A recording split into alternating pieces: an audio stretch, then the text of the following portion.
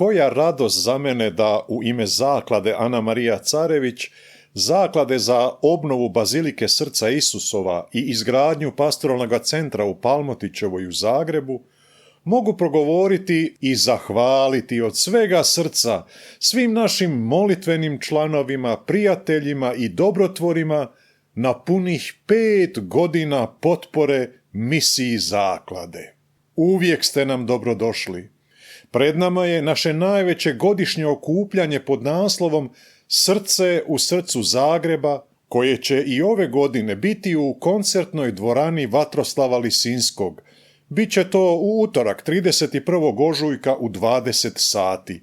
Zahvaljujemo svim dobročiniteljima, obilježavamo 6. obljetnicu zagrebačkog potresa i smrti Ana Marije Carević, mlade gimnazijalke, koja je od malena svoje talente vrlo aktivno ugradila u život naše župe i ovog narodnog svetišta Srca Isusova, a onda je život izgubila kao izravna žrtva potresa.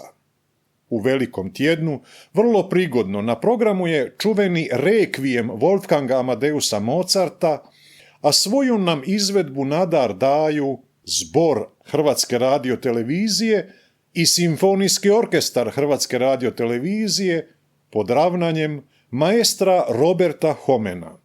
Solisti su Darija Auguštan, Martina Gojčeta-Silić, Roko Radovan i Luciano Batinić. Ulaznice se još mogu nabaviti preko interneta na Lisinski.hr. Biće to izvrsna prilika da uronimo u otajstvo Kristove muke i smrti i sjetimo se onih bolnih trenutaka koje je naša Ana Marija proživjela kad ju je ruševina u potresu htjela smrskati. Liječnici su je do sutradan pokušavali spasiti, a onda je preminula.